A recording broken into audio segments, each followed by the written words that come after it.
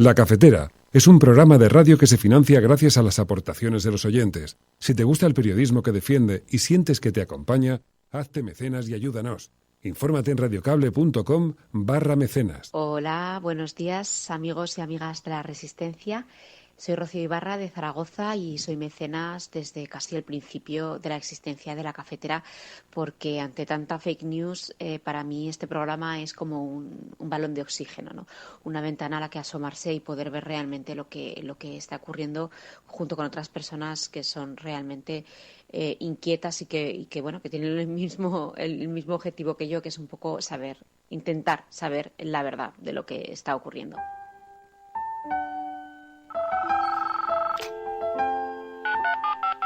Son las 8:30 de la mañana. Las 7:30 en la Casa Museo de José Saramago, en Tías, Lanzarote. Buenos días, mundo. ¿Quieres un café?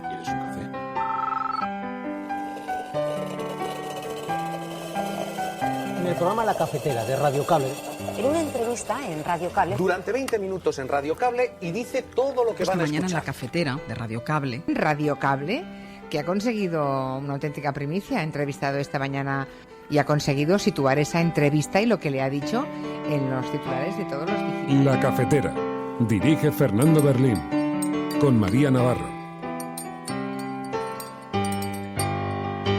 Yo soy la primera persona quizás de dimensión pública que se pronunció sobre lo que ocurrió en aquel momento, que a mí me parecía en aquel momento muy claramente, era un golpe contra el Estado, pero no un golpe de Estado.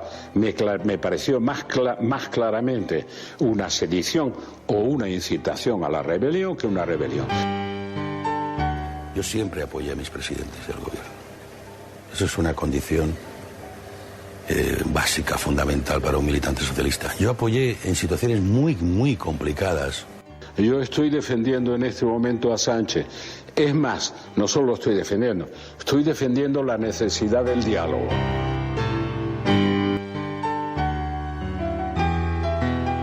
A Esquerra Republicana se le chantajea.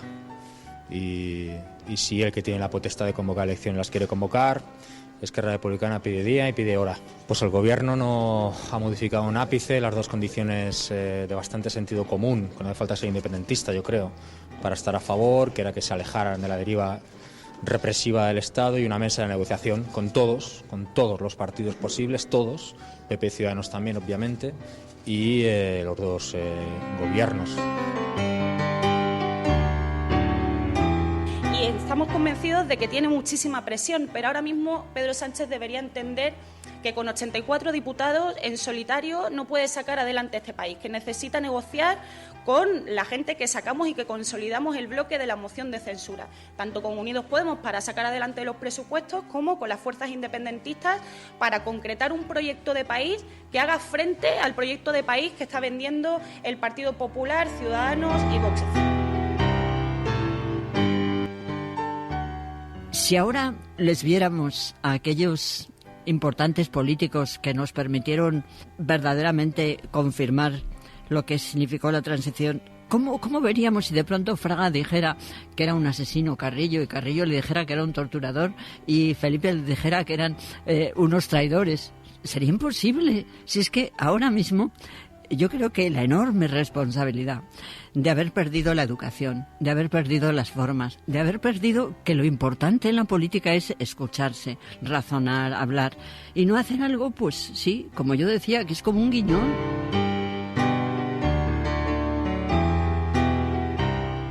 Ese clamor no solo está en las calles de Madrid, nos consta que hay otras ciudades de España donde también hay voluntad para poder manifestarse literalmente en defensa de la Constitución y la democracia.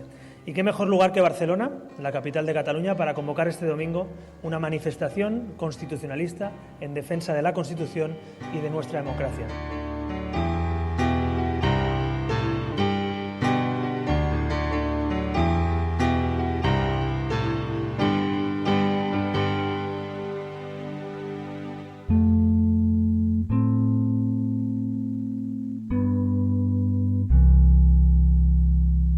Buenos días, cafetera. Hoy comienza el juicio a los independentistas que promovieron desde las instituciones el referéndum del 1 de octubre. También hoy sabemos que Pedro Sánchez dice estar barajando un adelanto electoral. No hay certeza de que sea verdad porque algunas tesis defienden que lo filtra para presionar a los grupos independentistas y que le apoyen en los presupuestos que se discuten hoy y mañana en el Congreso. Porque en efecto, hoy y mañana se decide si el Gobierno aprueba su presupuesto o si mantiene el que heredó del Partido Popular. También hoy se publica que Sánchez podría llevar el viernes al Consejo de Ministros la prorrogada exhumación de los restos del dictador Franco. Si lo va a llevar al Consejo de Ministros significa que es verdad que adelanta elecciones, gritaban ayer algunos. Son 4 noticias diferentes que aún no han sucedido. Juicio por el 1 de octubre, adelanto electoral en la mente de Sánchez, Franco fuera del Valle y presupuestos. 4 noticias que ocupan hoy las portadas de los periódicos españoles. Cabe destacar esta primera paradoja. Las reuniones de redacción han tenido que decidir el protagonismo en sus portadas de noticias que aún no han ocurrido. No es que sea un despropósito, porque al menos 2 de ellas están agendadas oficialmente para que ocurran, así que podemos considerarlo parte de la práctica habitual, siendo como son noticias de esta dimensión. La noticia que más espacio ocupa hoy en la prensa, en todo caso, es la del 1 de octubre. Encontraréis en las portadas caricaturas de los líderes del proceso, y esto no lo digo solo como metáfora, que también, sino que es real, los han caricaturizado en las portadas. Y también encontraréis diversos dossiers especiales con todas las claves de este juicio. Bueno, todas las que nos dicen que son claves, porque el debate jurídico es amplio y lo que para unos es una rebelión con connotaciones intrínsecas de violencia, para otros es un abuso del poder del Estado, que es represor, etcétera, etcétera, y lo que sabemos. Los que navegamos en aguas del escepticismo estamos un poco incrédulos ante todo esto y pensamos que quizá, y solo quizá, el grado de sobreactuación ha sido tan alto para las partes que a algunos no les queda más remedio que seguir haciendo girar la rueda. Así que el que quiera olvidar de una vez este proceso lo va a tener difícil, porque los protagonistas y los medios necesitan más madera para seguir alimentando la locomotora. Conviene recordar que pese a lo que vemos por televisión, las culpabilidades o las inocencias no las dictan los vastos conocimientos de los tertulianos ni las salas de espera de los dentistas. Las culpabilidades o las inocencias las dictan los tribunales. Así que tengamos paciencia para abordar el tema, que ya tendremos tiempo después de elegir a quien se la pida en el patíbulo. Hoy analizaremos cómo tratan este asunto los medios de comunicación españoles y también conversaremos con la periodista Ana Pastor sobre la serie The Newsroom y su alegato al periodismo anglosajón. Lo haremos aquí en La Cafetera, porque esta es la apertura del programa de radio La Cafetera de hoy, 12 de febrero de 2019. Si lo estás escuchando, eres La Resistencia y no estás sola.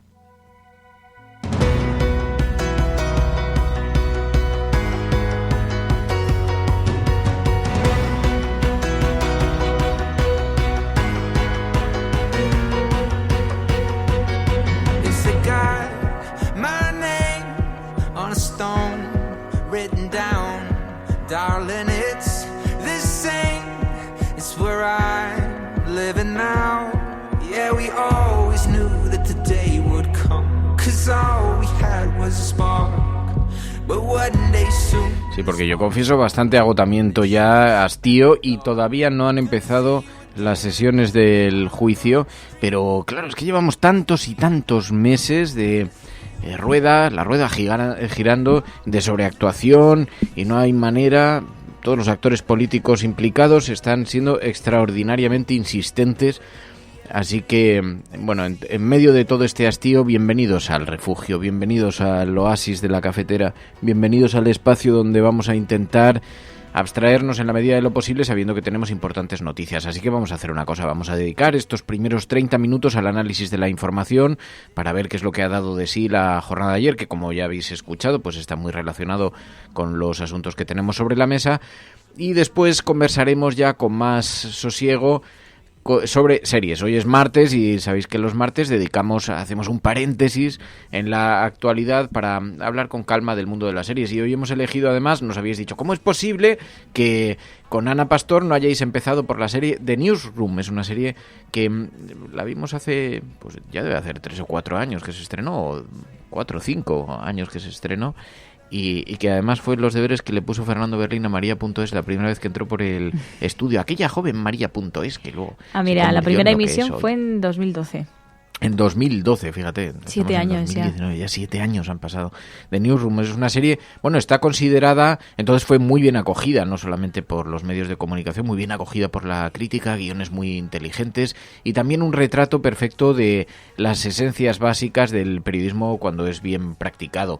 Y nos bueno, nos gustaba mucho, nos parecía que daba pie a reflexionar hoy sobre la serie, así que hablaremos después con Ana Pastor sobre ese tipo de periodismo que además vemos en muchas televisiones. Hay mucha gente que dice, claro, a Ana Pastor se la identifica con un tipo de periodismo, de entrevistas muy incisivo que se practica mucho en los medios anglosajones. Si vierais algunas entrevistas que se hacen en el exterior, alucinaríais. Aquí hay políticos españoles que directamente pegarían al entrevistador si les sometiera a semejante tercer grado. Se levantarían de la mesa y tenemos algunos entrevistadores de la BBC que son muy duras las entrevistas, pero muy duras. Por eso cuando acusan a Ana Pastor, así que ahora cuando llegue tendremos la oportunidad de hablarlo con calma con ella, porque al lado, las de Ana Pastor al lado de las que se practican en algunos países son todo calma y todo sosiego. Pero bueno, en todo caso reflexionaremos sobre la naturaleza del periodismo, el estado del periodismo, lo haremos aquí en el programa En la Cafetera y analizaremos los medios. ¿Qué tal estás, Mary, por lo demás? Bien. Bien, ha venido ahí con la lengua llegando, corriendo, pero no porque llegase tarde, porque llega bien, pero... Sí.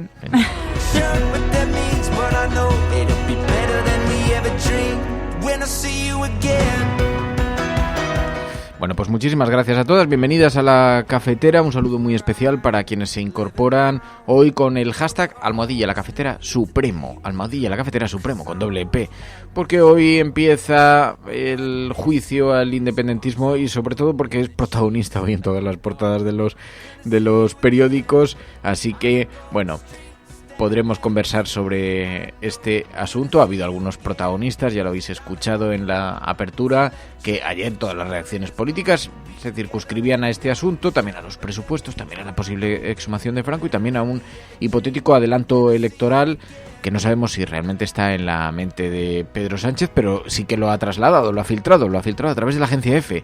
Se conoció ayer que se estaba pensando en la fecha del 14 de abril, una fecha muy simbólica. Ahora veréis porque las portadas de los periódicos llevan una interpretación, pero después en los editoriales, si queréis hoy podemos descender un poquito a los mismos, porque hay también algunas interpretaciones que son interesantes. Así que os pedimos que participéis, que lo hagáis a través de ese hashtag #La Cafetera Supremo, con doble P, #La Cafetera Supremo. Es el hashtag con el que estamos comentando este programa en las redes sociales, en Twitter, porque esto es La Cafetera. Y si lo estás escuchando, no estás sola.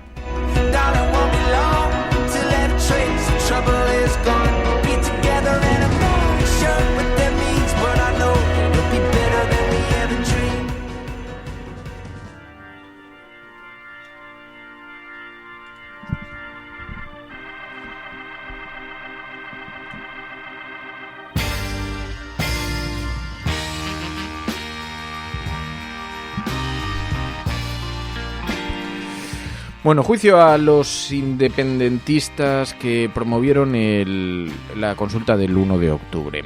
Ante la pregunta de por qué esta es una situación tan extraordinariamente grave que tenga que implicar a todo el Código Penal y a las instituciones del Estado, ante esa pregunta que tiene más bien contestaciones subjetivas, pero nuestra aportación desde aquí, para que comprendamos un poco la dimensión del asunto, no solamente se trata de la posibilidad o no de decidir, que digamos sería el fundamento democrático que empuja a convocar una consulta de esa naturaleza, sino que también lo que estaba en juego era un proceso que probablemente no era reversible, de manera que de ahí se entiende un poquito la explicación tan contundente, la reacción del Estado, no solamente por la idea intrínseca de la derecha española, que también sobre la unidad nacional y la gran hegemonía española y todo eso, sino que el propio proceso que se estaba iniciando, de haberse concluido, no tenía vuelta atrás. Esto hace que democráticamente pues tenga una lectura muy compleja y tenga una posición y un enfrentamiento y una reacción muy dura. Lo vemos hoy en las portadas de los periódicos a los 12 dirigentes del proceso. En el periódico El País lo vemos con fotografías, en el periódico El Mundo y en La Razón caricaturizados. Y eso también es una metáfora, como decíamos en el editorial, una metáfora de lo que está ocurriendo en torno a este proceso, porque además de las posibles implicaciones que pudiera tener y de las lecturas que hagamos cada uno, que son subjetivas y de lo que nos pueda parecer, y a algunos pues les parecerá bien el 1 de octubre, a otros les parecerá muy mal, pero todo el proceso, todo el juicio y todo el digamos, el transcurso del tiempo lo que ha hecho es caricaturizar esta situación, y tanto la derecha lo ha enarbolado, convirtiendo en gravísimos delitos que atentan contra la naturaleza y la esencia misma de la Constitución española, a lecturas que dicen se está cercenando el derecho de los pueblos a decidir su libre destino, etcétera, etcétera. Que en realidad son todo caricaturas, porque es, como todo el mundo comprendemos, algo más complejo que eso, porque dentro también es verdad que hay algunos delitos que pueden ser susceptibles de ser enjuiciados y por lo tanto condenados. Y vamos a ver qué es lo que responde el sistema judicial, por ejemplo, ante los delitos de malversación, etcétera, etcétera, a ver cómo se pueden probar, si es que los pueden probar, que se hayan producido o no. Así que, en todo caso, las sesiones del juicio comienzan hoy y vemos como es curioso, porque hoy, por ejemplo, es muy interesante leer el editorial del periódico El País, porque retrata un poquito también el sesgo con el que se ha manejado esta situación. Lo llevan el periódico El País, obviamente, el periódico El Mundo, el periódico ABC. Para el periódico El Mundo es un juicio al golpe independentista. Para el ABC es el momento de hacer justicia. Para La Razón es un golpe a la democracia, que se coloca ante la justicia. Pero para el periódico El País, que hace un alegato que comienza muy bien, porque dice que los únicos argumentos que deben influir en el juicio contra el procés son los jurídicos, algo en lo que coincidimos absolutamente, pero claro, continúa diciendo, dice, hoy se inicia en el Supremo el juicio oral contra los líderes políticos y dirigentes de asociaciones que participaron en la convocatoria del referéndum ilegal. A partir de este momento, los únicos argumentos que pueden y deben influir en el desenlace son los jurídicos. Yo lo habría dejado allí. Porque continúa, por más que los partidos a los que pertenecen los encausados y también algunas defensas de sus defensas pretendan seguir acompañándolos con campañas propagandísticas dirigidas a cuestionar la imparcialidad del juzgador. No es lo único que está ocurriendo. También está sucediendo que estamos observando unas formidables presiones públicas en el debate público y político para considerar, entre otras cosas, como vemos en el resto de los editoriales, que aquí lo que se ha dado ha sido un golpe de Estado. No tiene fundamento jurídico porque eso no es lo que está en debate, exactamente. Dice el periódico El País, los hechos sobre los que se ha pretendido lograr este objetivo a lo largo de la instrucción no son estrictamente hechos, sino medias verdades o directamente falsedades utilizadas para establecer un clima favorable de opinión a su programa. Claro, pero podríamos acusar a ambas partes de lo mismo, porque no, en todo caso no lo habría hecho solo el independentismo. ¿O es que acaso no hemos visto cómo se están utilizando medias verdades o directamente falsedades para establecer un clima de opinión favorable a el enjuiciamiento? Dice, bueno, por ejemplo, llama la atención, dice, otra cosa diferente es que de cumplir lo anunciado, Torra deba una urgente explicación política a los ciudadanos de Cataluña, porque dice que el presidente Torra ha anunciado su intención de estar presente en el Supremo, y dice el periódico El País, Torra deba una urgente explicación, que tienen derecho a saber por qué dejará desatendidas las funciones para las que fue elegido y si este injustificable absentismo se prolongará mientras dure el juicio. Bueno, resulta que lo que está ocurriendo no solo afecta a uno de los actores políticos, afecta a los dos actores políticos, y los dos con responsabilidades compartidas, y los dos con actuaciones que podríamos considerar bastante poco, digamos, bueno, bastante poco defendibles. Mientras tanto, pero en todo caso es el editorial, digo, si este es el editorial más sosegado de todos los que leemos, os podéis imaginar el resto. Periódico El Mundo, juicio al golpe, independentistas. Dice, aunque el independentismo intente sembrar sospechas sobre la justicia española, el juicio que hoy arranca, dice, ofrece plenas garantías. El desafío soberanista constituye el mayor ataque a la Constitución en 4 décadas. No fue una revolución de las sonrisas, como torticeramente alegan sus autores. Tampoco un proceso democrático, porque no hay nada más antidemocrático que pisotear la ley. Fue un intento de crear un Estado catalán en forma de república. Dice, así consta en las resoluciones parlamentarias aprobadas por Junts per Sí y la CUP y Junts per la CUP. Dice, conviene recordarlo, la fortaleza de la democracia, dice el periódico El Mundo, especialmente representada en la solidez de nuestro ordenamiento jurídico y en el decisivo papel que jugó el rey tras su discurso del 3 de octubre, impidió que el independentismo consumara su hoja de ruta rupturista. Periódico El Mundo. Periódico ABC. El momento de hacer justicia. Es un proceso penal a unos presuntos delincuentes acusados de rebelión, sedición y malversación para subvertir el orden constitucional, declarar ilegalmente la República Catalana y romper con episodios de violencia, incluidos la unidad de España. Estaban avisados y pese a ello golpearon a España. Es hora de hacer justicia. Periódico ABC. Periódico La Razón. A ninguno de ellos se les juzga por sus ideas, que por otra parte llevan defendiendo desde la Generalitat y otras instituciones de autogobierno hace décadas con profusión de medios y dinero público. Que los procesados están condenados de antemano es un grave insulto a la justicia española que da medida de la escasa inteligencia del que injuria y un flaco favor a sus defendidos. En un editorial La Razón que lleva por máxima un golpe a la democracia. Así que, en fin, esto es lo que nos encontramos hoy en los editoriales del periódico, que conviene tenerlo presente, aunque solamente sea para hacerse una idea de la naturaleza de las noticias que tenemos frente a nosotros. Como digo, en todo caso, la gran metáfora hoy en las portadas de los periódicos, el hecho de que hayan sido los líderes independentistas que van a ser enjuiciados, hayan sido caricaturizados. Unos, además, de forma más agraciada que otros. Debo decir que las caricaturas son buenas, pero como caricaturas que son, pues lo que ensalzan son algunos perfiles y algunas abusan de algún recurso. Bueno, que hay algunos que no les va a hacer mucha gracia, si lo queréis ver así. Pero ayer lo que veíamos fueron algunas declaraciones políticas y algunas que nos llamaron la atención. Por ejemplo, la del expresidente Felipe González, el expresidente del gobierno, que dice que no cree que hubiera intento. Sabéis que se está juzgando si hay rebelión, sedición, y Felipe González se pronunció. Yo soy la primera persona, quizás, de dimensión pública que se pronunció sobre lo que ocurrió en aquel momento, que a mí me parecía en aquel momento muy claramente, era un golpe contra el Estado, pero no un golpe de Estado. Me pareció más claramente una sedición o una incitación a la rebelión que una rebelión.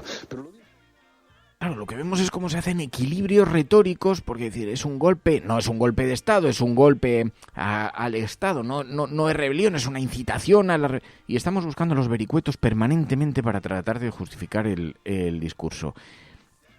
Por lo menos estamos hablando de alguien que ha estudiado Derecho, porque el problema de todo esto es que nos estamos encontrando con que el debate se ha situado, como decía, no ya en las tertulias, que por supuesto, y doy por descontado la crítica, donde todos somos seleccionadores nacionales y todo el mundo tiene una idea muy precisa de cómo debe responder el Estado. Lo que pasa es que todo el mundo tiene una idea muy precisa en función del tamiz por el que pasan sus ideas. Pero es que, por eso creo que es muy importante en un día como hoy reivindicar que sean los tribunales por lo menos y que puedan dar argumentaciones jurídicas, y a partir de ahí pues se pueda especular sobre los excesos o no cometidos en este mismo juicio. Marlaska, el ministro, decía: el juicio tiene que ser sin presiones. Un juicio tiene que ser sin presiones de ningún tipo, ni directas ni indirectas, etcétera, hacia el mismo, para que no la independencia, también la imparcialidad, es decir, para que las personas sometidas al juicio puedan entender que el tribunal no está siendo objeto de presiones directas o indirectas. Pero en este caso, lo de ayer no va a afectar, evidentemente, en modo alguno al Tribunal Supremo, con una profesionalidad manifiesta, con 7 hombres y mujeres que están, por así decirlo, en la cúpula del Poder Judicial. Pero vuelvo a decir, tampoco le hubiera afectado a ninguno de los 5.500 jueces y juezas españoles que saben, evidentemente, ejercer la función jurisdiccional con independencia e imparcialidad. Creo que de eso podemos dar prueba a todos. Desde Podemos escuchamos cómo se instaba a Pedro Sánchez a negociar, porque hay algo, y estoy viendo en el chat que estáis escribiendo algunos mensajes relacionados con este asunto, que nos llama mucho la atención, ¿no? ¿Cómo es posible que hayan desaparecido quienes abogan por el diálogo? ¿Qué es lo que está pasando en este país? ¿Cómo es posible que se haya montado semejante escándalo en torno a la figura del relator, que era un debate absolutamente menor? Ayer Felipe González intentó justificar también cuáles eran los errores, en su opinión, que se habían producido en torno a eso. Pero, insistimos, con todo lo que hemos visto este fin de semana en la Plaza de Colón, ¿cómo se ha podido teatralizar, sobreactuar de esta manera en torno a algo que debería ser la esencia básica de la democracia, que es la conversación, la negociación? Y ayer Noelia Vera instaba a Pedro Sánchez a seguir hablando, que se siga, que se negocie. Y estamos convencidos de que tiene muchísima presión, pero ahora mismo Pedro Sánchez debería entender que con 84 diputados en solitario no puede sacar adelante este país, que necesita negociar con la gente que sacamos y que consolidamos el bloque de la moción de censura, tanto con Unidos Podemos para sacar adelante los presupuestos como con las fuerzas independentistas para concretar un proyecto de país que haga frente al proyecto de país que está vendiendo el Partido Popular, Ciudadanos y Vox. Frente a ese modelo de país de odio, de confrontación, de machismo, de intentar relegarnos a las mujeres otra vez a la cocina para que cuidemos a los niños y nos dediquemos única y exclusivamente a eso. Frente a ese proyecto, nosotros tenemos que mantener el de la moción de censura, que trabaje por el estado del bienestar a través de esos presupuestos, que trabaje también por reconocer que tenemos un Estado plurinacionalidad y que ponga en el centro del debate el diálogo. Que se siente a dialogar, que se siente a negociar. Bien, algunos ven en el anuncio que se hizo, además fue un anuncio que se filtró a la agencia EFE. Esto de publicar noticias que pasan por la mente de alguien ya nos parece bastante llamativo. En ese sentido, si tienen razón quienes acusan al gobierno de haber... Bueno, porque además los medios nos convertimos inmediatamente en herramientas de eso. Resulta que Pedro Sánchez podría estar pensando en convocar elecciones. Cuando las convoque ya será información. De momento no lo es. De momento es una especulación que se puede confirmar o no. Dice el ABC... Claro, el ABC lo lleva a su territorio. Este podría ser una consideración general, pero después ya lo podemos arrastrar al territorio del barro. La penúltima ocurrencia de un ejecutivo a la deriva ha sido utilizar la agencia pública de noticias para lanzar la especie de que el líder socialista se plantea adelantar las elecciones para el 14 de abril. Y ahí empieza el ABC. Fecha simbólica para la izquierda. La simpleza argumental de la fecha debe ser algo así, como vienen los fachas, 14 de abril. El periódico ABC, que es un señor periódico con una tradición histórica, un periódico español, digamos, reconocido y editorializa así. Es una absurda política de gestos estériles de cara a la galería el próximo viernes. Dice, en esa absurda firmará el decreto para sacar del Valle de los Caídos los restos de Franco. Otra noticia también preventiva, porque tampoco se ha producido la reunión en el Consejo de Ministros que vaya a... En fin, que certifique eso. De momento son globosondas que se están enviando y que crean un estado de opinión. Esto lo añade yo, no lo dice el periódico ABC. Sea como fuere, y aunque sea a rastras, la convocatoria de elecciones será el único acierto de un mal político y peor dirigente que ha confundido el bien de España con dar satisfacción de su enorme ego. Periódico ABC. Ayer me decía un amigo muy simpático, que me decía que había estado yendo a un mediador de pareja, y me decía, una de las cosas que hay que eliminar, sí, no sé cómo se llama. Igual también le llaman relator. Un relator de pareja, ¿no? ¿Cómo se dice? ¿Terapia de pareja? Sí, un terapeuta de pareja. Y me dice, mira, lo primero que yo he aprendido a hacer en la vida, me ha parecido uno de los comentarios más inteligentes, hay que apuntarlo en la pizarra cafetera, es a eliminar los calificativos. Dice así en general, o sea, no dice no llamas felón a nadie. Dice suele ser una buena, digamos, una buena política en el mundo de los negocios, en el mundo de la pareja, en el mundo de las relaciones familiares. Dice, una vez eliminas los calificativos de tu universo personal, de tu diccionario personal, empiezas a relacionarte con la gente de otra manera. Y creo que es una de las cosas más sabias que he escuchado nunca. Dejar de juzgar a la gente, ¿no? No hace falta los calificativos. Puedes perfectamente hacer un editorial sin tener que utilizar algunos de estos. Bueno, las elecciones cuanto antes, que pide el periódico El Mundo también, dice sin presupuesto. Estos son los editoriales, porque en las portadas de los periódicos ya os digo que está el asunto del juicio. Pero en los editoriales, como ayer se produjeron estas dos informaciones, que aún no son informaciones, la afición al globo sonda de este gobierno, por lo menos lo detecta el periódico El Mundo, que a falta de leyes promueve expectativas, dificulta creer sus filtraciones. Pero si ayer puso en circulación la fecha del 14 de abril como fecha electoral, no es solo por cálculo, es por debilidad.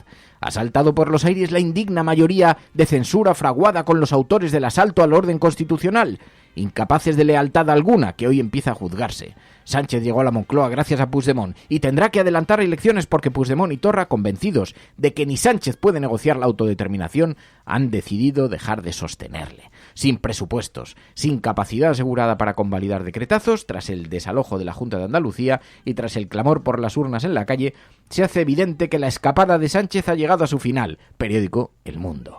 Dice: la propaganda sanchista tratará de instrumentalizar el feminismo y el antifranquismo, con su ultimátum a la familia Franco incluido, para movilizar a su electorado, y recurrirá a la burda táctica del miedo al Doberman derechista y uniforme, Otra cosa es que la gente trague. Elecciones ya.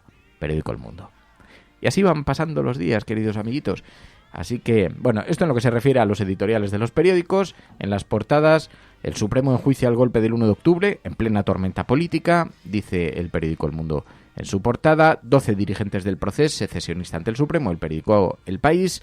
El ABC dice Sánchez se queda sin excusas. Y La Razón, Sánchez marca el juicio en clave electoral, dice. La Vanguardia, Sánchez advierte de elecciones en abril si no hay presupuesto. Y el periódico Sánchez ultima elecciones por el veto independentista. Y esto es lo que protagoniza básicamente las portadas. Así que, bueno, como veis, la actualidad viene en esta misma dirección. Y hoy os decíamos, también tenemos que hablar cómo está el barco de Proactiva Open Arms. Lo veremos en la agenda de la cafetera. Veremos a ver noticias relacionadas con la migración, veremos a ver noticias relacionadas con feminismo. Hoy no ocupan las portadas de los periódicos, pero están muy presentes y nos las vais haciendo llegar para que figuren en esa agenda de la cafetera. Pero antes, hoy es martes y los martes abrimos un paréntesis y hoy es un paréntesis más adecuado que nunca para hablar de periodismo anglosajón, a través de los ojos de la serie de The Newsroom. Porque esto es la cafetera y si lo estás escuchando, eres la resistencia. Y no estás sola. La cafetera y Neutral presentan Plata o Plomo. El mundo en series. En el Juego de Tronos o ganas o mueres. Con Fernando Merlín y Ana Pastor. ¿Sabes dónde estás? Es una radio pirata. De la zona neutral. Nos recuerda un poco por qué luchamos. La noche es oscura y alberga horrores. La noche es oscura y alberga horrores. Nada cambia de golpe. Si estuvieras en una bañera que se calienta poco a poco, morirías hervida sin darte cuenta. Estamos juntos. Somos un trío. Nosotros vivimos románticamente juntos. Hola, habla con Walter White. Usted dijo que estaba casi muerto, ¿vale? Dijo que moriría en cualquier momento. Éramos capaces de ser y hacer todas esas cosas porque estábamos informados por grandes hombres reverenciados.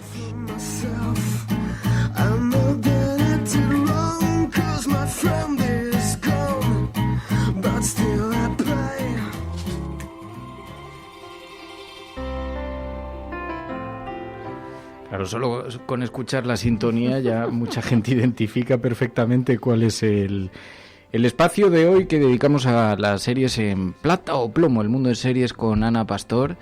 La verdad es que la música a mí me encanta, esta banda sonora de fondo, bueno, toda la que ha sonado ahí de varias series, pero cada vez me gusta más el arranque de Plata o Plomo y claro, esta es una de mis preferidas, no te lo voy a negar. Claro, porque además es una de tus series favoritas. Yo creo que para el periodismo The Newsroom fue una serie bastante reveladora, porque además colocaba el periodismo anglosajón y las exigencias de una parte del periodismo y las prácticas de una parte del periodismo anglosajón ante nuestros ojos. Claro, hay mucha gente que vio en esta serie el tipo de periodismo que tú practicas. Hay gente que vería eso o lo contrario también, según a quien le preguntemos. Pero es verdad que a mí, que siempre me ha gustado mucho el periodismo anglosajón, me parece que lo retrata bastante bien, porque los periodistas en general, y en particular los anglosajones, tampoco son perfectos. Es un mar de contradicción el ser humano, y si además el ser humano es periodista, pues yo creo que también. Pero vamos, en cualquier caso, aunque era ficción, esta maravilla de Sorkin, que duró muy poquitas temporadas, ahora estábamos recordando que 3 apenas, como hablábamos el otro día, lo contemporáneo les habría dado para continuar, y es verdad que ya Sorkin venía de un súper éxito y bueno, no le fue nada mal. 3 temporadas. Decía lo del periodismo anglosajón porque es verdad que cuando vemos algunas entrevistas que se hacen en medios norteamericanos, vamos, muy incisivos cuando hacen las preguntas, muy insistentes. Esto aquí era bastante anómalo y por eso decía lo de la comparación. Yo que me lo era tomo como un elogio piropo. encubierto, pero era un elogio real, porque es verdad que hay gente que se escandalizaría si viera algunas de las entrevistas que vemos en algunos medios anglosajones. Aquí en España algunas serían imposibles porque se levantarían de la mesa y se irían. Bueno, directamente ya sabes que algunos ni se sientan. Voy a confesar una cosa, ahora que estamos aquí en la cafetera y con la Resistencia, tengo un documento en mi ordenador que se llama Grandes Entrevistas, y son todo links de YouTube, la mayoría de ellos, de gente anglosajona o americanos también, en el caso de otros países, de México, etcétera, donde tengo grandes entrevistas para mí, las más duras que yo he ido viendo, las voy recopilando en ese documento y de vez en cuando, como dices tú, me vuelvo escéptica, las recupero para recordar por qué camino hay que ir, y yo creo que hay que ir por el camino de la dureza siempre, y con todos, que yo creo que eso es otra de las cosas importantes, ¿no? La transversalidad en eso. Pero en todo caso, The Newsroom es esta serie, son 3 temporadas, dirigida por Aaron Sorkin, es un extraordinario guionista, además lo conocíamos del ala oeste de la Casa Blanca, con unos diálogos muy ingeniosos y que narra la vida de una redacción y también un momento, una catarsis que vive un presentador de mucho éxito que estaba entregado al mercado y entregado a las audiencias, y de pronto un día en la cabeza, durante un debate en un teatro, la cabeza le pega un viaje, está sometido a mucha presión, y entonces de pronto empieza a darse cuenta de que a lo mejor no es tan importante ser popular y complacer a todo el mundo, sino empezar a ser exigente con la información y consigo mismo, ¿no? Y Que el momento catarsis en esta serie es absolutamente fundamental, Es ¿no? todo el rato una catarsis como periodistas y como seres humanos, pero es verdad que ese arranque de la serie se lo despierta a una estudiante que le hace una pregunta un poquito trampa. Pasemos a la siguiente pregunta. Adelante. Hola, me llamo Jenny, estoy en segundo y la pregunta es para los 3. ¿Pueden decir en pocas palabras... Bueno, ya me entienden. ¿Pueden decir por qué América es el mejor país del mundo? Diversidad y oportunidad. ¿Luis? Libertad y libertad. Y espero que siga así. Will. Los New York Jets. ¿Qué hay del pueblo? ¿Por qué América No es el mejor país del mundo, profesor. Esa es mi respuesta. ¿Quiere decir...? Sí.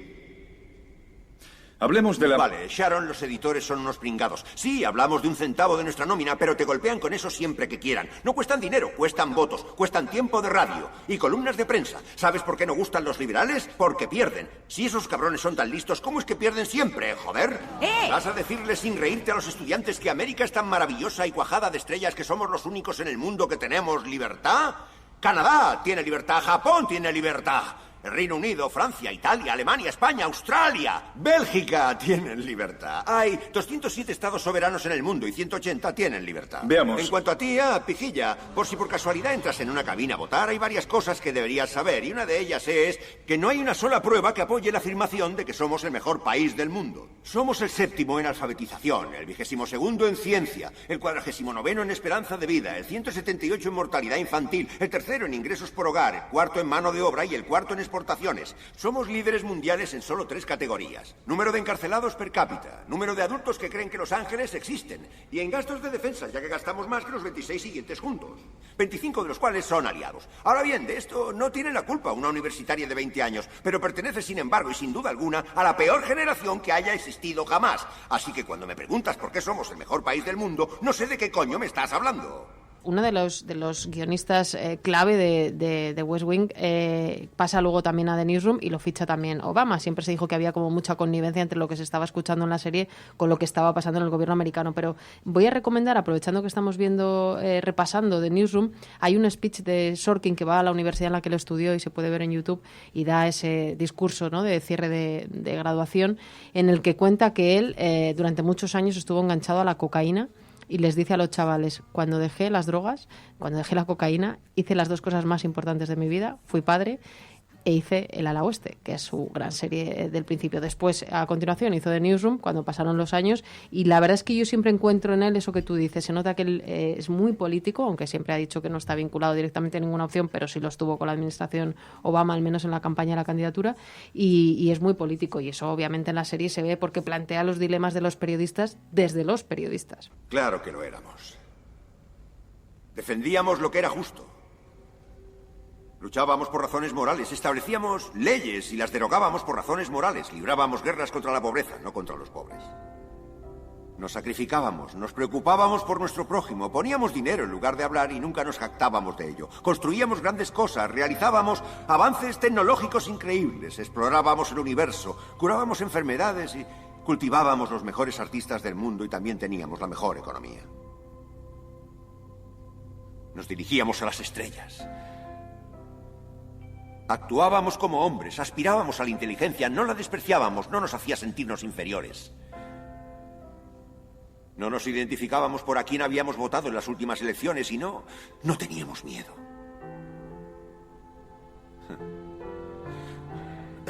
Éramos capaces de ser y hacer todas esas cosas porque estábamos informados por grandes hombres reverenciados. El primer paso para resolver un problema es reconocer que existe. Así que América ya no es el mejor país del mundo. La serie fue muy aclamada por la prensa, incluso cuando salió. Luego vino acompañada después del escepticismo posterior, cuando se volvió ya mainstream, y entonces empezaron las críticas. Bueno, pero no es tan buena, pero no tiene que ver con las redacciones. Pero sí que es verdad que en cierta manera traía frente a nosotros algunas de las grandes máximas del periodismo anglosajón. Lo importante que es el periodismo para la democracia, la gran herramienta que supone para que la gente tenga conocimiento sobre sus opciones de voto con precisión, y por lo tanto la responsabilidad tan enorme que queda depositada en los medios de comunicación. Una cosa que tú nos contaste el otro día, que sucede en algunas series, es que esta serie ha estado muy conectada con la actualidad. Exactamente. Y de hecho, en uno de los capítulos, no sé si recordarás, hay un tiroteo contra una congresista o una senadora, que por cierto es algo que también aparece en la peli del Brexit. Bueno, y claro, está el dilema de lo de siempre. Hay que darlos los primeros, no hay que darlos los primeros, y como diría alguien, no hay que ser el primero. Hay que ser el mejor. ¿Qué ocurre? Sal de aquí. Llamaré a seguridad. Es que no estás al día. 1000 personas cambian de canal para ver al que sí lo está. Ahí es donde tienes que moverte. La NBC, Fox y CNN hablan de su muerte. Don, díselo. Don. Es una persona. Un médico declara su muerte, no las noticias. Eso estaba ocurriendo en la serie, que todavía no se sabía si la congresista había sobrevivido o no a alguien que le había disparado, y había muchos medios de comunicación, como hemos escuchado, que ya lo estaban dando, pero en esa redacción se consideraba que no se debía dar la noticia hasta que estuviera muy confirmada, porque esa gente también tiene familia. Y entra uno de los directivos de la cadena a exigirles que lo den porque la competencia lo está dando, y es cuando se produce esa discusión, ¿no? Pero me parece muy interesante porque The Newsroom lo que hace es plantear los dilemas desde todos los puntos de vista. Lógicamente la empresa, que tiene sus propios intereses, ¿no? La gran jefa que sale en la serie, Charlie Skinner, que es, digamos, el eslabón en medio entre Will McAvoy, el presentador, y la compañía y la propiedad de la empresa. Bueno, lo que siempre hemos hablado, ¿no? De las propiedades de los medios de comunicación y de los intereses luego en las redacciones, y lo que hay que intentar es que se parezcan bastante, ¿no? Más allá de que pueden ser aparentemente diferentes, pues las empresas periodísticas, lógicamente, si se dedican a hacer periodismo, tienen que entender también y escuchar a sus periodistas. Aunque es difícil, porque decía el escritor mexicano Héctor Aguilar Camín que si alguien entrase en un matadero probablemente no volvería a comer carne. Y en el periodismo hay mucha gente, claro, cómo confluyen los diferentes intereses entre la empresa informativa, los profesionales que trabajan allí, las necesidades propias de la información, y luego tener que elegir qué noticias son relevantes, cuáles no son relevantes, cuáles se deben dar y cuáles no se deben dar a cambio de dar otras que puedan ser más relevantes también. Y ahí entran unos equilibrios que hace que muchas veces, claro... Bueno, sí, luego plantea una cosa muy interesante, yo creo también, de Newsroom, que es la cercanía del poder y de los partidos políticos con los periodistas. Vaya, qué semana para hablar de este tema. Qué sorpresa. No, me parece muy interesante porque McAvoy, en una de los speeches estos así como tan inspiradores que él hace, él reconoce que es republicano, que fíjate, es muy curioso porque luego tiene otros planteamientos bastante progresistas, pero él abiertamente se reconoce republicano, y a pesar de eso ejerce un periodismo en la serie muy, muy combativo con los republicanos cuando tiene que serlo, y fíjate que no había aparecido Trump como candidato de ese partido. Y yo creo que eso está muy bien. Mira, a mí me recuerda a un periodista que sabes que admiro mucho, y seguro que quienes nos escuchan ya me lo han oído mencionar, que es Paxman. Paxman es un tipo que abiertamente es conservador dentro del panorama ideológico británico, ¿no? Y las entrevistas más duras a los líderes británicos conservadores se las ha hecho Paxman. Es decir, que claro, puedes tener ideología, pero luego en el periodismo tienes que ser decente y honesto, ¿no? Y yo creo que eso la serie también lo retrata muy bien. En ese discurso que hace el propio periodista. Me denomino republicano porque lo soy. Creo en las soluciones del mercado y en realidades de sentido común y en la necesidad de defendernos contra un mundo peligroso, y eso viene a ser todo. El problema es que ahora tengo que ser homófobo. Debo contar cuántas veces va la gente a la iglesia. He de negar hechos y pensar que la investigación científica es una estafa. Tengo que pensar que los pobres viven como reyes y tengo que padecer tan asombroso complejo de inferioridad que he de temer a la educación y al intelecto en pleno siglo XXI. ¿Qué diría McAvoy ahora si viera a Trump de candidato de su partido, no? La verdad es que, fíjate, era ya bastante indicativo de lo que venía. Ahora nos parecen moderados los líderes republicanos de entonces y, en fin, pues a la vista está, después de lo que ha ocurrido, que cualquier cosa es susceptible de empeorar, ¿no? McCain era uno de los candidatos de entonces que ha sido ahora muy, muy alabado cuando ha fallecido, y es verdad que comparado con Trump, pues eso, todo puede ir a peor.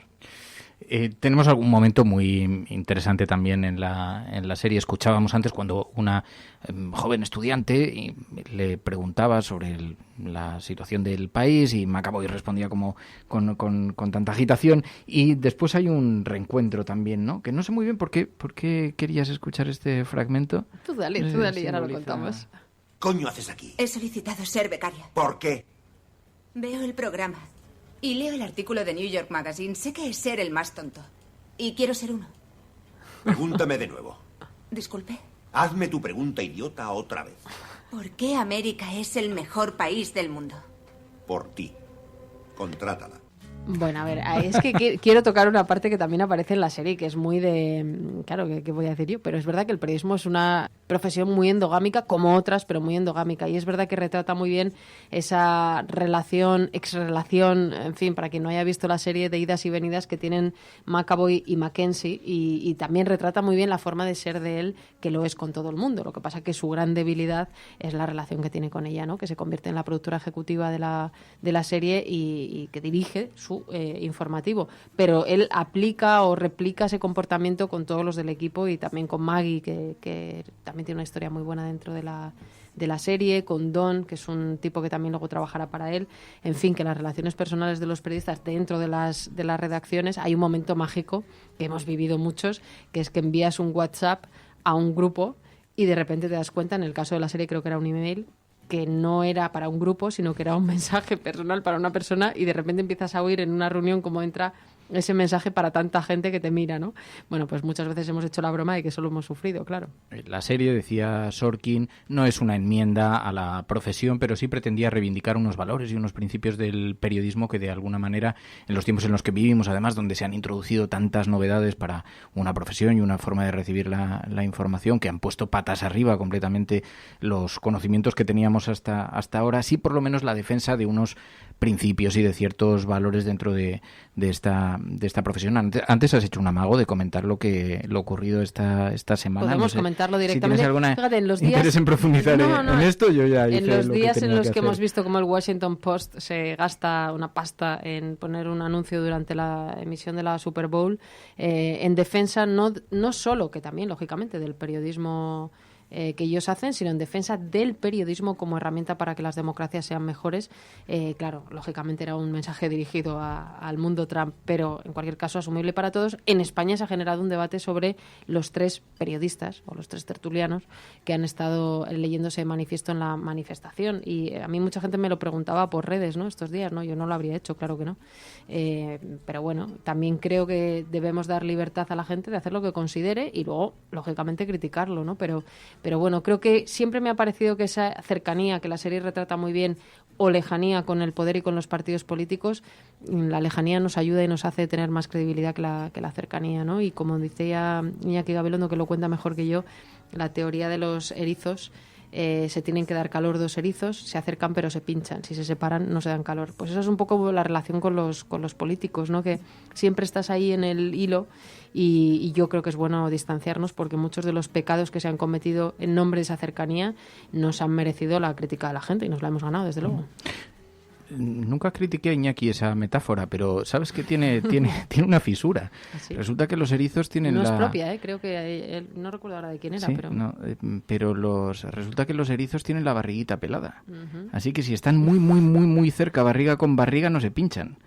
Vale. Igual eso lo han practicado algunos. Si las paredes hablasen, algo sabrían de eso. Sí, pero sí me gustaría aprovechar que estuve el otro día en la universidad, en la Complutense, y salió este tema, lógicamente, entre los estudiantes, ¿no? De la cercanía con el poder, de la decencia, de la honestidad. Y me gusta mucho que las nuevas generaciones, y hay mucha gente en la Resistencia y en la cafetera de Neutral que nos escuchará seguramente, me gusta porque esa nueva generación no tolera las entrevistas pelotas, no tolera que traspasemos ciertas líneas, y quiero pensar que ya que el futuro y el presente ya casi está en sus manos, pues no nos va a dejar que cometamos esos errores. A mí me encanta que me corrijan, creo que las redes están muy bien para eso. Este fin de semana yo cometí un error en el objetivo porque mencionaba continuamente orgullo gay en referencia a las manifestaciones, y ya hemos evolucionado, y es verdad que debería haber dicho orgullo LGTBI. Cuando volvimos de publicidad lo corregí, pero eso es porque en Twitter mucha gente me dijo, oye, que dejas a algunos fuera. Bueno, pues me parece que está muy bien que nos corrijan los errores, y creo que para eso también está muy bien ese ojo que siempre las redes sociales. Lo de la proximidad con el poder, ahí vimos un ejemplo, hay otra experiencia, la de Katharine Graham, la editora del Washington Post, en su cercanía con la familia de Kennedy, y que en un momento se le presentó la disyuntiva de tener que seguir, digamos, manteniendo esos lazos de proximidad o bien permitir que el periódico publicase. Bueno, ha pasado sistemáticamente en se habría cargado el periódico si ella hubiera tirado por lo personal. En todo caso, fíjate, termino con una cosa. Recuerdo en la exposición del aniversario del periódico El País había una fotografía de Felipe González en el despacho de Juan Luis Cebrián. Vaya. Y resulta que Felipe Sorpresa González también. había contado que algunos de los resultados de las campañas electorales de las elecciones los vivió en el despacho de Juan Luis Cebrián, periódico El País. A ver, los periodistas tenemos relación con los políticos, es absurdo esto que dicen, no, pues sí, yo como con políticos de todo el arco parlamentario. Ahora, sobre todo gracias a WhatsApp, no es necesario cercanía, digamos, física, irte a comer con alguien, porque muchas de las fuentes las tenemos gracias al teléfono móvil. Pero, a ver, relación tenemos con ellos. Otra cosa es que tú te vendas a un político, o que te entregues, o que permitas que te presionen. Y cuando aceptas que te presionen una vez, ya a partir de ahí vas a permitir que te presionen constantemente, ¿no? Entonces, ese juego de equilibrios, que es complicado y que la pureza no existe, creo que está muy bien retratada en la serie. The Newsroom, esta serie de Aaron Sorkin, yo me imagino que ahora todavía era de HBO, se estrenó en HBO, y me imagino que ya pues fluctúa por ahí, fluye por las redes en otros ámbitos. No sé si será muy fácil de acceder a ella, pero creo que es una serie bastante conocida, pero que en todo caso, como además al comenzar este plata o plomo, el mundo en series con Ana Pastor, mucha gente había reivindicado, oye, no vais a tocar esto, porque Ana Pastor es una confesa admiradora de... Y escuchamos a la gente, y la gente nos dijo, y la gente lo dijo, hay que hablar de esto, hay que hablar de esto. Pues, y por cierto, déjame que diga otra crítica. Ricardo Gómez, el gran Ricardo Gómez, uno de los mejores actores que tenemos ahora mismo, nos critica, porque escucha Plata o Plomo, y yo creo que es una crítica interesante, la no versión original de las series que metemos en otro idioma. Escuchamos esa crítica también. Es complicado porque no todo el mundo... pero le hacemos caso porque, claro, es verdad que... Escuchar está muy bien, hacer caso también, ¿no? No, pero es verdad, Ricardo, si nos estás escuchando tienes razón, pero es verdad que eliminamos de la ecuación a la gente... yo no soy bilingüe, yo no lo soy, pero además eliminaríamos de la ecuación a mucha gente que quizá pues no entienda otros idiomas, porque no solo vamos a tocar además el mundo anglosajón, seguramente van a aparecer series de otros lugares. Así que aceptamos la crítica, y es verdad que esa es otra de las contradicciones. Yo todas las series las veo en versión original, con subtítulos. Sí, pero cambian mucho las series. Pero en la cafetera, es verdad que nos costaba ahora identificar las voces. En la cafetera los subtítulos de momento, no los tenemos, pero oye, quién sabe en el futuro. The Newsroom, plata o plomo, el mundo en series. Gracias, Ana Pastor. Gracias a ti. We will make America safe again. And yes, together we will make America great again. No puede estar de moda ser izquierdas, pues si son unos carcas. Están todo el día con la guerra del abuelo, con las fosas de no sé quién. Aprovechen estos meses de gobierno Frankenstein para que no se pueda defender la libertad y la unión. Acosen a la gente estos meses. Es usted un provocador. El discurso que ha hecho usted aquí es más propio de un fascista que de un demócrata. No, hombre, no era instructora. No, hombre, no. Es que no tienes ni idea. Pero este no es momento ni de siglas ni de partidos políticos. El enemigo es Daesh, el terrorismo yihadista. Yes, we did. El cielo no se toma por consenso. El cielo se toma por asalto. Bienvenidos a la... Más allá de la agenda setting, está la agenda de los oyentes de la cafetera. Buenos días, cafetera. Parece como broma. Que es la única salida al problema territorial. Tu colaboración es importante. Ayúdanos retuiteando la dirección de este programa. Hagamos que se nos oiga. Hagamos que se nos conozca. Radiocable.com.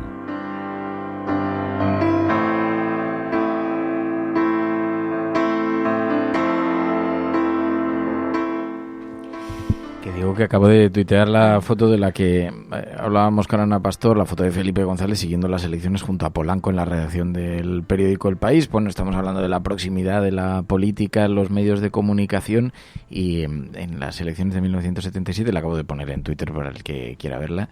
Y si queréis comentar, ya sabéis que tenéis el hashtag del programa, que es @LaCafeteraSupremo, con doble P, @LaCafeteraSupremo. Y con esta sintonía se distingue, más allá de la agenda setting, las noticias que vosotros consideráis que tienen que tener protagonismo en los medios de comunicación, María. Sí, empezamos además con una información que nos enviabais muchos de vosotros, porque además fue trending topic en el día de ayer, y es que se conoció la noticia de que se habían profanado las tumbas del fundador del Partido Socialista, Pablo Iglesias, y la pasionaria en la Almudena. Nos hemos ido a esta información donde explican, pues efectivamente, que las tumbas de la histórica dirigente del Partido Comunista, Dolores Ibarruri, y de Pablo Iglesias, fundador del Partido Socialista, fueron profanadas en el cementerio civil de la Almudena, en Madrid. También aparecieron con pintadas el monumento de los caídos de la División Azul y la placa en homenaje a las 13 rosas. Los hechos fueron denunciados a la policía y notificados a los titulares de las tumbas, y las autoridades iniciarán una investigación después de lo sucedido. Pero además, en este contexto, conocíamos que la nueva presidenta de la Comisión de Memoria Histórica en Andalucía homenajeó a Primo de Rivera en Twitter, entre otras joyas desde su cuenta de Twitter. Y es que un poema a Primo de Rivera, decían desde el diario.es, mensajes contra la exhumación de Franco, y que terminan con un arriba España. La diputada de Vox que presidirá la Comisión sobre Memoria Histórica es Ana Gil Román, jubilada, malagueña y con un perfil belicoso en redes sociales, donde mezcla religión, toros, Venezuela y ofensas a partidos golpistas que consumaron la moción de censura a Mariano Rajoy. La diputada de extrema derecha también se sumó a la campaña que lanzó la Fundación Franco contra la exhumación del dictador con el hashtag El Valle no se toca. Y además acumula mensajes contra la ley contra la violencia de género. También nos toca recuperar, nos pedía Galgo Callejero recuperar un tema que además comentábamos en la agenda cafetera de ayer, y es que conocemos más información sobre ese juicio por los altercados del 15M. Los acusados por los altercados del 15M evitan la cárcel tras llegar a un pacto con la Fiscalía. Las 14 personas señaladas en la noche que dio origen al movimiento 15M pagarán entre 360 y 540 euros en multas por delitos de desórdenes públicos, resistencia y, en un caso, daños. Cuando recordamos, la Fiscalía pedía para ellos penas de entre 18 meses y 6 años de prisión. Las penas de los condenados se reducen de esta manera por la dilación indebida del procedimiento judicial, que se ha alargado durante 8 años. Y para terminar, vamos a terminar con 3 noticias sobre migraciones. Una nos lleva a señalar a Salvini. Migrantes a los que Salvini retuvo en un barco militar durante 11 días denuncian a Italia ante Estrasburgo. Algunos de los 178 náufragos rescatados han denunciado al Estado italiano ante el Tribunal Europeo de Derechos Humanos. Un informe de Oxfam y la ONG siciliana Borderline recogen algunos de los testimonios de los migrantes que han acudido a Estrasburgo y que han denunciado al Estado italiano por retenerles durante 11 días. Pero también nos toca irnos hasta Estados Unidos.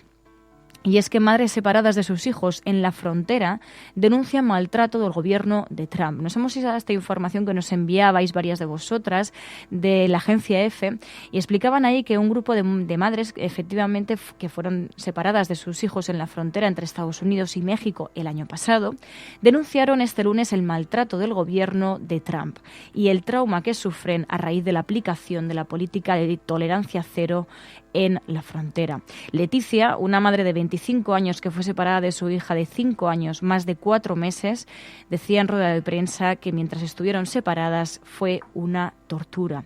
Y terminamos con las últimas noticias que nos llegan del Mediterráneo, porque aunque haya barcos retenidos como el de Open Arms y Aita Mari, pues siguen intentando llegar a nuestras costas, y nos encontramos con una información, como decía, de la última hora, en el Mediterráneo. Nos enviabais el tuit de la cuenta de Twitter Mediterráneo, que tuiteaba cerca de las 2 del mediodía de este 11 de febrero. Decían: urgente, se informa de que 150 personas se encuentran en el Mediterráneo central a bordo de una patera con el motor averiado. Y hoy informaban en su cuenta de Twitter, precisamente hace unos minutos, de que parece que las 150 personas que estaban a la deriva ayer en el Mediterráneo central fueron devueltas a Libia. Y recordaban: esto es una devolución en caliente, una vulneración de los derechos humanos, porque nadie puede ser devuelto a un lugar del que huye, y más sin testigos. Before I drift away, speak to my heart, reminding me where I belong. I am not allowed to walk alone. You will not rest until I'm safely in Me estaban diciendo en el your chat, dice, he puesto un mensaje en el chat, dicen, pero ese no es Fer. Dice, ¿cómo va a estar escribiendo en el chat mientras están en el programa en directo? Digo, pues es exactamente lo que estoy haciendo. Es un mono que tenemos aquí. El mono guionista. No, hombre, tengo el chat abierto en una... Dice, ¿no trolees el chat? Dice Ángel. Lo tengo abierto en una de las pantallas. Es que aquí somos multitarea. Oye, que me han dicho, estoy pensando, en estas pantallas no caben las cosas. Si envío una foto ahora, está por una parte el sonido en uno de los monitores, en el otro abierto el chat y abierto Twitter, las portadas de los periódicos, los editoriales. Estoy pensando cambiar y poner una tele grande, pero no sé si una tele se ve con suficiente definición como para verla tan de cerquita. No sé. ¿No sabes eso? Pero tú no eras enciclopédica, tú no eras una fuente de conocimiento y sabiduría, tú no eras... Yo era el mono guionista. Bueno, a ver si alguien me sabe decir y me ayuda con esto y me recomienda. Pero es que no nos caben más cosas, Fer. No, hombre, pero quito los monitores. Luego viene alguien y ya no... Pero es que no se puede tener todo. Dice Sbroker que sí, que se puede. Pero lo que no sé si con tanta definición, Sbroker, porque el problema es que lo veo muy cerca y necesito que esté bastante definido para ver todas las herramientas y poder leerlos. Dice Dani, a lo mejor una tele 4K. Y dice Sbroker, se ve pero es contraproducente. Pues te voy a decir una cosa, Sbroker. Fui al oftalmólogo, que está mal que lo cuente, pero como aquí lo contamos todo, porque veía como unos puntitos. Veía unos puntitos que se llaman moscas. ¿Tú nunca te ha pasado, Mary? Sí.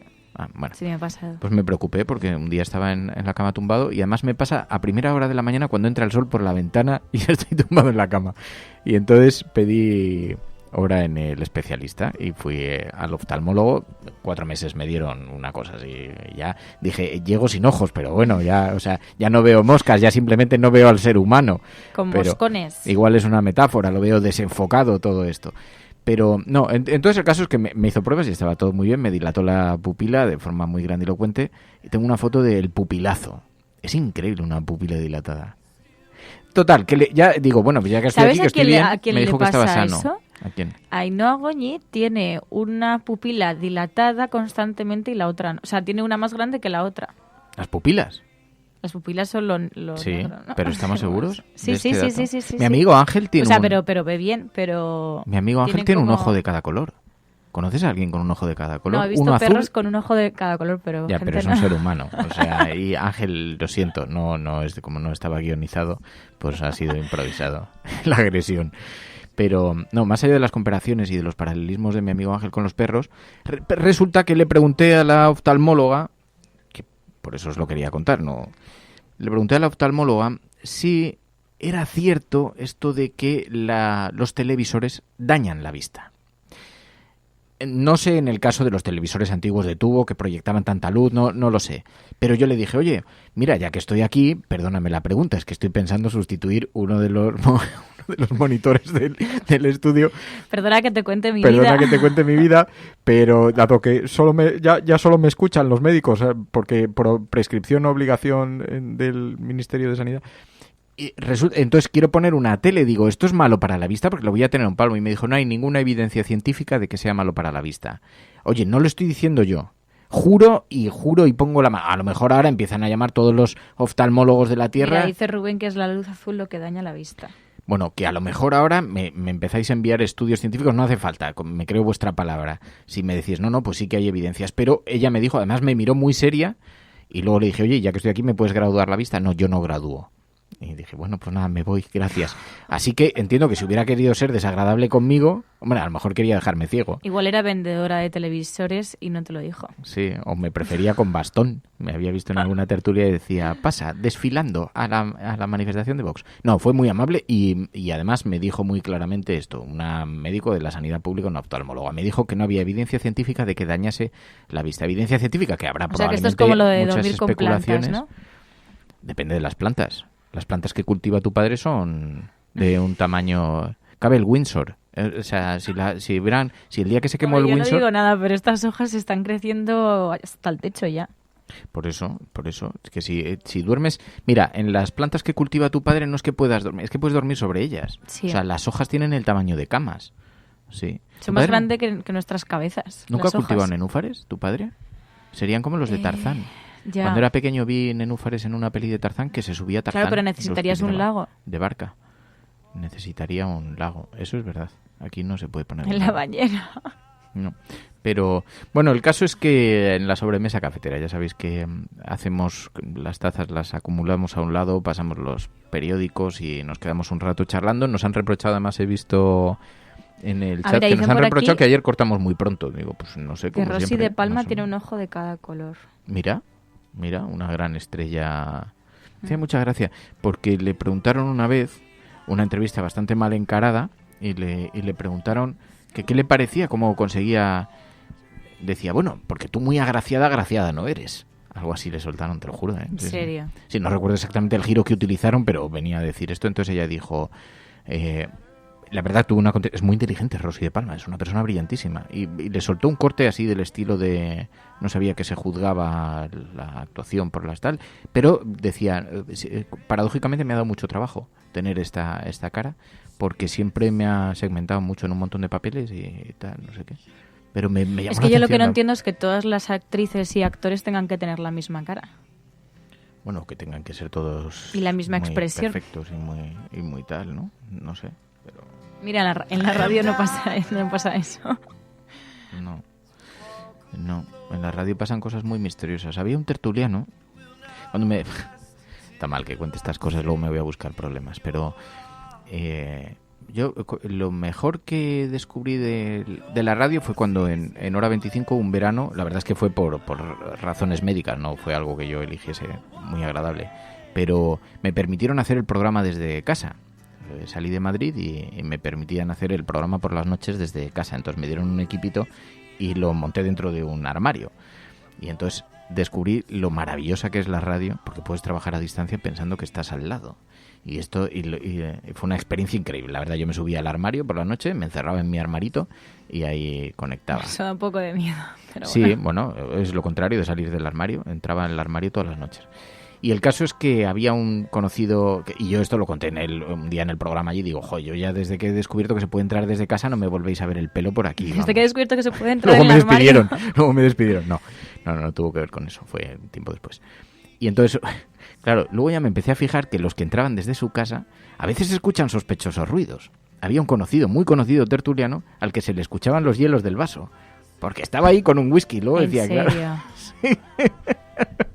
Y entonces yo escuchaba el clink clink de vez en cuando y decía, hay que tener poco valor, yo qué sé, yo me siento y me concentro, y además entrar desde casa te impide ver a los que tienes al lado, con lo cual conversas de forma más difícil porque no intervienes, no es igual, no estás viendo a las personas, tampoco estás viendo los gestos, la gestualidad, que es muy importante, porque no sabes si, a lo mejor es sarcasmo o a lo mejor simplemente te están pisoteando la cabeza. Yo lo hice una vez, ahora que lo dices.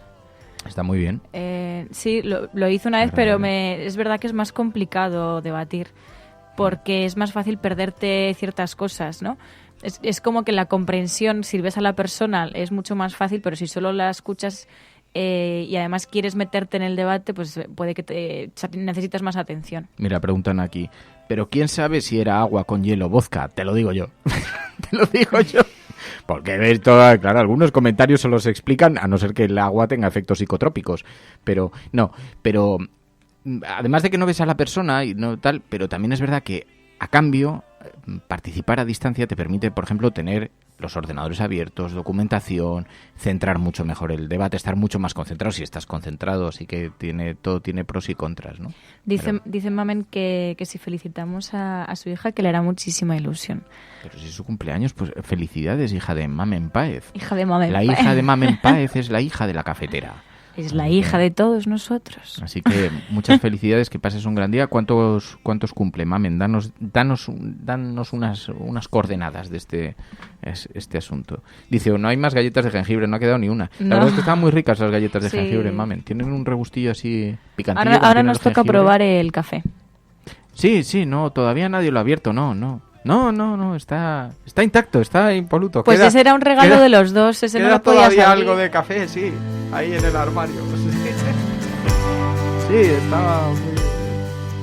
No, pero no merece la pena, puedes seguir tomando el de marca genérica, sí, también está muy rico.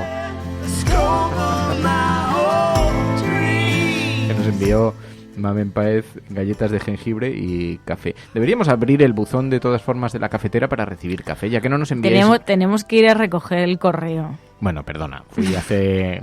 ¿Cuánto? Un par de meses. Pero no nos enviáis cosas. Entonces, claro, algún libro llega todavía. Sí, nos envían cosas. Ya que no nos enviáis ni postales, ni herencias, ni jamones, ni nada, pues enviadnos café. Oye, pues un algo. jamón. Un jamón. No, porque entonces nos pondríamos futis. Habría que empezar a hacer deporte así. Mira, pero dice por aquí que ¿cuándo es la desvirtualización? Uf, espérate mayo, que todavía habría que empezar ¿qué estamos en? Estamos en febrero. Mayo, febrero, marzo, abril, mayo, pues no queda tanto, ¿eh? Ay, Dios, qué estrés. Pero hay que preparar ya una desvirtualización. Pero vamos a necesitar deberíamos tener Mira, felicidades a tu hija, Mamen, 1992 son las coordenadas. Año de eventos maravillosos, Eddie. ¿Del 92? Del 92. ¿24? No, 2 menos que yo. O sea, 27, porque yo voy a cumplir 29. ¿Que no se han puesto por aquí 24? Voy a estar a uno de los 30, Fer. Mira, en la carrera nunca nos dijeron que la televisión dañase la vista, dice Percebeiro. ¿Estabas haciendo una queja sobre los 30? No. Los 30, la década de los 30 a los 40 es la mejor. Cuando cumplí 20 me dijeron, la década de los 20 a los 30 es la mejor, vas a ser súper feliz. Todo el mundo 30, dice que su década es la mejor. Me dijeron, de los 30 a los 40 súper feliz, tienes dinero para viajar, tienes otra tal. De los 40 a los 50 la edad de oro, porque ahí sí que ya, bueno, tal. De los 50 a los 60... Ya está, o sea, habrá una... Oye, yo te digo una cosa, mis padres están en la década de los 60 y se lo están pasando pipa. Por cierto, que no paran. Que no paran de viajar, o sea que... Sí. Sí, pues dile que vuelva pronto, que las plantas se están poniendo amarillas y necesito pedirle consejo. No, lo que tienes que hacer, te dijo que comprases abono. Pero que no me atrevo a echar abono. Yo sé que esto suena muy mal decirlo, pero que ya eché abono. Sí, yo entiendo que tu padre hace una visión científica de esto, pero el abono... Bueno, no se lo digas 2 veces, que sabes que se presenta aquí. Encantado. Lo que pasa es que, claro, yo no le puedo deleitar con uno de esos cocidos, porque soy bastante malo. Pero que siempre que echo abono a las plantas se me ponen amarillas, y sigo escrupulosamente las instrucciones del envase. Pero no le sienta bien. A mis plantas el abono no le sienta bien. Bueno, ya le preguntaré qué abono y cómo se pone. Ya, eso. Sí, abono que puede ser natural, que he visto yo una película que se llama Marte, pero no voy a profundizar en de dónde sacaban el abono. Esto es La Cafetera.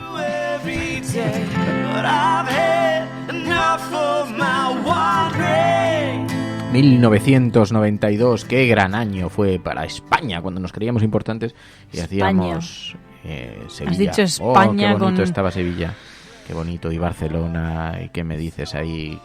cantando Freddie Mercury, Barcelona y todo eso. Fue un gran año, sí. Y luego fue un gran año y luego vino una resaca y tuvimos que estar pagando. Todavía estamos pagando. Pero en fin, bueno, esto ya es cuñadismo. Nos vamos, que para no seguir así en la ambigüedad del No os atragantéis mucho con el juicio y que paséis un buen día. No tendréis queja. Hemos centrado la información en básicamente 30-35 minutos y no nos hemos dejado arrastrar por los delirios de la agenda setting y por los reclamos de las sirenas del proceso. Procés. Perdón, procés. Así que nada. Bueno, mira, dice que echa las plantas los pozos de café. Hortens, tengo una mala experiencia con eso. No sé si fueron los pozos de mi café que eran demasiado ácidos. Cáscara de plátano. Pero, espera, lo tengo que confirmar, ¿vale? Porque antes de que lo hagas... Sí, más bien confírmalo. No la vayamos a liar. Es que no sé, pues, la acidez no sé si le cambia a las plantas. Pero el plátano no es ácido. ¿Sabes que bueno, es igual, no tenía mucha importancia. No, yo tuve una plantita, porque tuve un pajarito que se murió. La verdad me dio mucha penita cuando era pequeño. Entonces hice todo un proceso de funeral, porque a los seres queridos hay que despedirlos. Y entonces, como yo quería mucho a mi pajarillo, pues lo enterramos en una maceta. Y de allí surgió una planta increíble. Sí, suena un poco... Está entre semilla, macabro, ¿no? Y... Hombre, no, claro. No, surgió de los que tenía, de los que se había zampado toda su vida. No. Surgió una planta maravillosa. Y eso sí que es darle continuidad a la vida, ¿no? Eso sí. Mira, que es dice a ti su futuro, mi hijo esconde juguetes en la tierra de las macetas. Ah, qué bonito. Somos abono, dice Sbroker. Pues bueno, sí, eso suena un poco según cómo lo mires. Va, sí, si hubieras visto la película Marte, Sbroker, sabrías... No le echéis mierdas a las plantas, que suficiente tienen con compartir oxígeno con nosotros. Ya. Mira, plátano potasio va genial, por lo menos en mi huerta, es hacer infusión. Y hay vídeos, Fer. Claro, luego hay un montón de vídeos, ¿eh? Mi padre se ve un montón de vídeos de jardinería.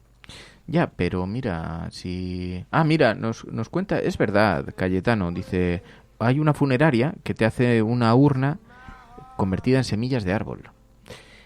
Que la plantas creo que no es legal, estrictamente legal, porque creo que los restos hay que depositarlos en lugares autorizados o algo así, pero es verdad que viene con una plantita y alrededor, pues un poco...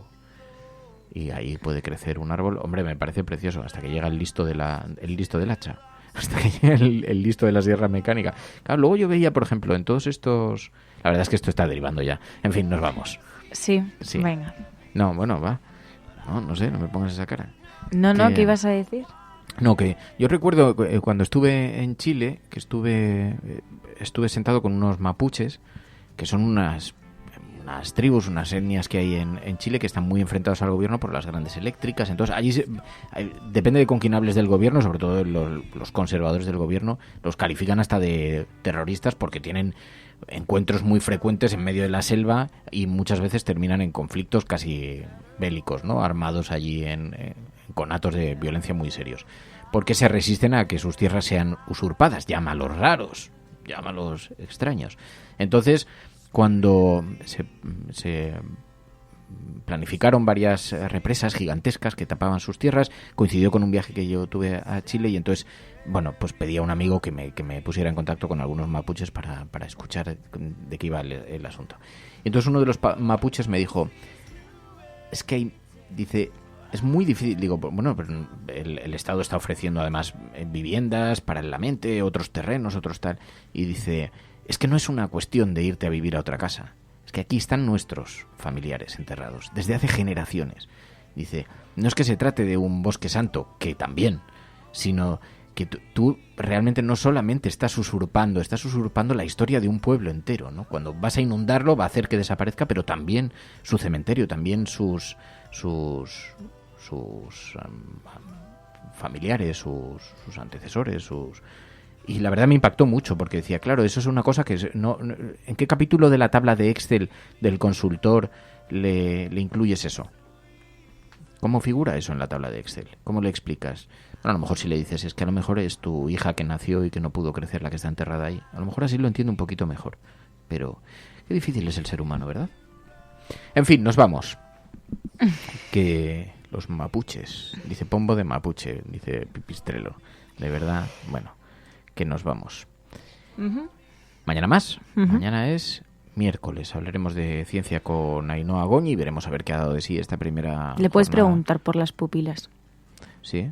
Aunque mira, dice Percebeiro, acabo de hacer una búsqueda sobre daños oftalmológicos provocados por la televisión y no encontré nada relevante porque me picó la curiosidad y nunca nos explicaron eso en la carrera. Y es verdad, yo te prometo, a ver, que se le he preguntado ni más ni menos que a una oftalmóloga del Hospital de la Paz, a una de las especialistas y una mujer, en fin, con mucha experiencia, y me dijo que no había ninguna evidencia científica de que eso dañase directamente la vista. Supongo que lo que daña la vista así en genérico es tenerla demasiado tiempo concentrada en algo como la tele, pero pero no porque sea una tele, un monitor o lo que sea. Bueno, gracias a todas, muchísimas gracias. Gracias, Mary. Gracias a todas. Mañana volvemos y muchísimas gracias de corazón a todas las personas que hacéis posible este programa con vuestro mecenazgo, con vuestras suscripciones. Esto es La Cafetera. Si lo estás escuchando, no estás sola. La Cafetera es un programa de radio que se financia gracias a las aportaciones de los oyentes. Si te gusta el periodismo que defiende y sientes que te acompaña, hazte mecenas y ayúdanos. Infórmate en radiocable.com/mecenas.